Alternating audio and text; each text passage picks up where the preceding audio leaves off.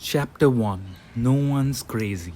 Your personal experiences with money make up maybe 0.000000001% of what's happened in the world, but maybe 80% of how you think the world works. Let me tell you about a problem. It might make you feel better about what you do with your money and less judgmental about what other people do with theirs. People do some crazy things with money, but no one is crazy. Here's the thing. People from different generations raised by different parents who earned different incomes and held different values in different parts of the world, born into different economies, experiencing different job markets with different incentives and different degrees of luck, learn very different lessons. Everyone has their own unique experience with how the world works, and what you've experienced is more compelling than what you learned secondhand. So, all of us, you, me, and everyone, go through life anchored to a set of views about how money works, and that vary wildly from person to person. What seems crazy to you might make sense to me. The person who grew up in poverty thinks about risk and reward in ways the child of a wealthy banker cannot fathom if he tried. The person who grew up when inflation was high experienced something the person who grew up with stable prices never had to. The stockbroker who lost everything during the Great Depression experienced something the tech worker basking in the glory of the late 1990s cannot imagine. The Australian who hasn't seen a recession in 30 years has experienced something no American ever has. On and on. The list of experiences is endless. You know stuff about money that I don't, and vice versa. You go through life with different beliefs, goals, and forecasts than I do. That's not because one of us is smarter than the other or one has better information. It's because we've had different lives shaped by different and equally persuasive experiences.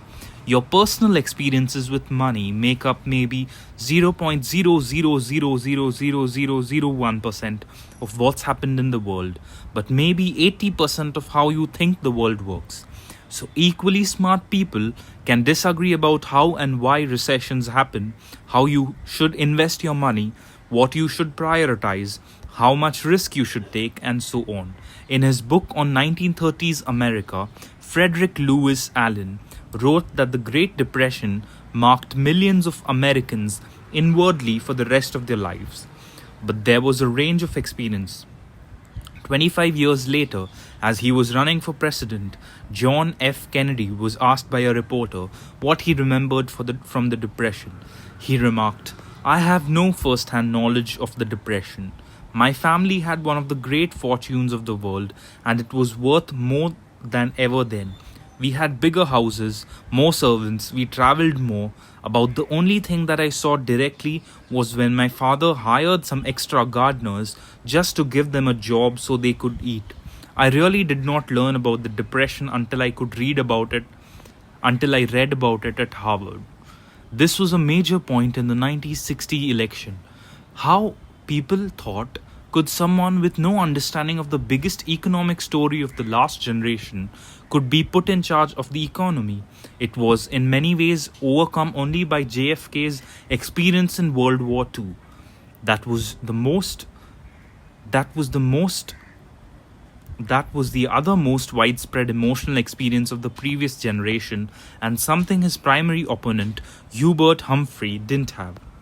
The challenge for us is that no amount of studying or open-mindedness can genuinely recreate the power of fear and uncertainty. I can read about what it was like to lose everything during the Great Depression, but I don't have the emotional scars of those who actually experienced it. And the person who lived through it can't fathom why someone like me could come across as complacent about things like owning stocks. We see the world through a different lens. Spreadsheets can model the historic frequency of big stock market declines, but they can't model the feeling of coming home, looking at your kids, and wondering if you've made a mistake that will impact your lives. Studying history makes you feel like you understand something, but until you've lived through it and personally felt its consequences, you may not understand it enough to change your behavior. We all think we know how the world works, but we've all only experienced a tiny sliver of it. As investor Michael Batnick says, some lessons have to be experienced before they can be understood. We are all victims in different ways to that truth.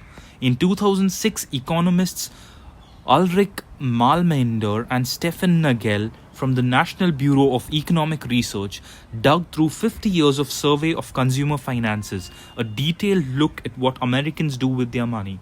In theory, people should make investment decisions based on their goals and the characteristics of their investment options available to them at the time. But that's not what people do.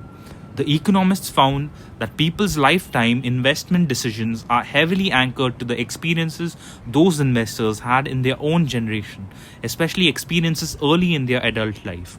If you grew up when inflation was high, you invested less of your money in bonds later in life compared to those who grew up when inflation was low. If you happened to grow up when the stock market was strong, you invested more of your money in stocks later in life compared to those who grew up when stocks were weak. The economists wrote, our findings suggest that individual investors' willingness to bear risks depends on personal history, not intelligence or education or sophistication, just the dumb luck of when and where you were born.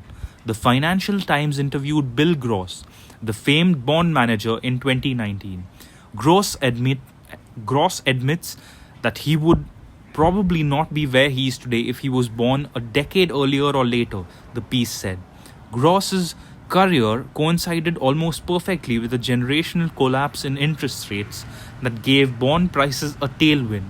That kind of thing doesn't just affect the opportunities you come across, it affects what you think about these opportunities when they are presented to you. To Gross, bonds were a wealth generating machine. To his father's generation, who grew up with and endured higher inflation, they might be seen as wealth incinerators. The differences in how people have experienced money are not small, even among those you think are pretty similar. Take stocks. If you were born in 1970, the S&P 500 increased almost tenfold, adjusted for inflation during your teens and 20s. That's an amazing return. If you were born in 1950, the market went literally nowhere in your teens and 20s, adjusted for inflation. Two groups of people separated by chance of their birth year go through life with a completely different view on how the stock market works. Or inflation. If you were born in 1960s America, inflation during your teen and 20s, your young impressionable years, when you're developing a base of knowledge about how the economy works, sent prices up more than threefold. That's a lot. You remember gas lines and getting paychecks that stretched noticeably far than the ones before them. But if you were born in 1990, inflation has been so low for your whole life that it's probably never crossed your mind. America's nationwide unemployment in November 2009 was around 10%, but the unemployment rate for African American male aged 16 to 19 without a high school diploma was 49%. For Caucasian females over age 45 with a college degree, it was 4%. Local stock markets in Germany and Japan were wiped out during World War II. Entire regions were bombed out. At the end of the war, German farms only produced enough food to provide the country's citizens with 1,000 calories a day. Compare that to the US, where the stock market more than doubled from 1941 through the end of 1945, and the economy was the strongest it had been in almost 2 decades.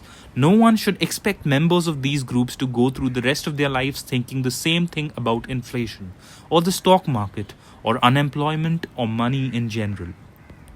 No one should expect them to respond to financial information the same way. No one should assume they are influenced by the same incentives. No one should expect them to trust the same sources of advice. No one should expect them to agree on what matters, what's worth it, what's likely to happen next, and what the best path forward is. Their view of money was formed in different worlds, and when that's the case, a view about money that one group of people thinks is outrageous can make perfect sense to another. A few years ago, the New York Times did a story on the working conditions of Foxconn, the massive Taiwanese electronics manufacturer. The conditions are often atrocious. Readers were rightly upset. But a fascinating response to the story came from the nephew of a Chinese worker who wrote in the comment section, "My aunt worked several years in what Americans call sweatshops. It was hard work, long hours, small wage, and poor working conditions. Do you know what my aunt did before she worked in one of these factories? She was a prostitute." The idea of working in a sweatshop compared to that old lifestyle is an improvement, in my opinion.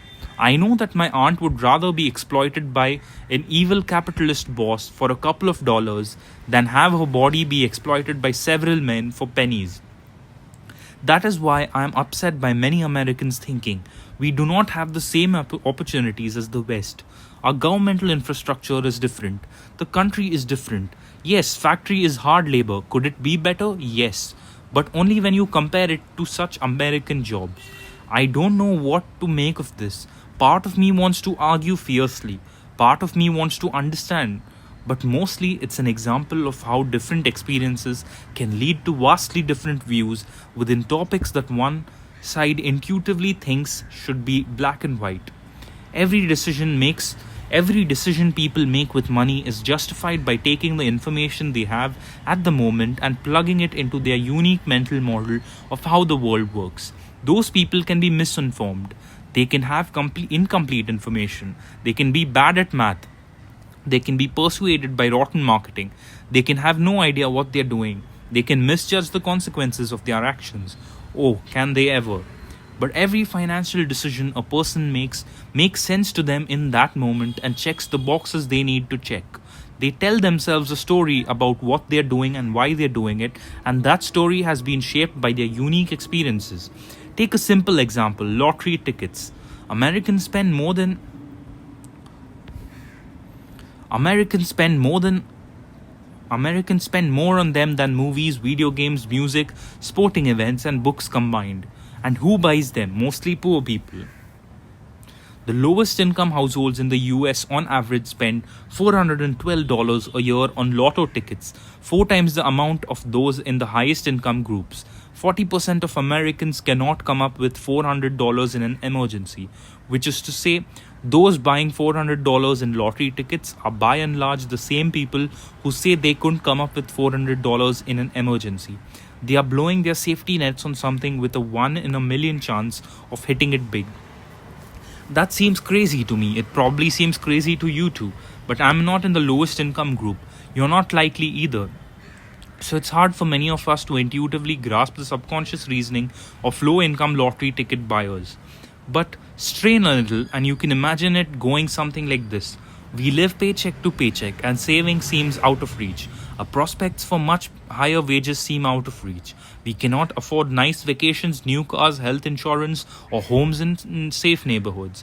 We can't put our kids through college without crippling debt. Much of the stuff you people who read finance books either have now or have a good chance of getting, we don't. Buying a lottery ticket is the only time in our lives we can hold a tangible dream of getting the good stuff that you already have and take for granted. We are paying for a dream, and you may not understand that because you're already living a dream. That's why we buy more tickets than you do. You don't have to agree with this reasoning. Buying lotto tickets when you're broke is still a bad idea, but I can kind of understand why lotto ticket sales persist. And that idea, what you're doing seems crazy, but I kind of understand why you're doing it, uncovers the root of many of our financial decisions. Few people make financial decisions purely with a spreadsheet. They make them at the dinner table or in a company meeting, places where personal history, your own unique view of the world, ego, pride, marketing, and odd incentives are scrambled together into a narrative that works for you. Another important point that helps explain why money decisions are so difficult and why there is so much misbehavior is to recognize how new this topic is. Money has been around a long time. King Elaetes of Lydia, now part of Turkey, is thought to have created the first official currency in 600 BC. But the modern foundation of money decisions, saving and investing, is based around concepts that are practically infants. Take retirement. At the end of 2018, there was $27 trillion in the US retirement accounts, making it the main driver of the common investor's saving and investing decisions. But the entire concept of being entitled to retirement is at most 2 generations old. Before World War II, most Americans worked until they died. That was the expectation and the reality.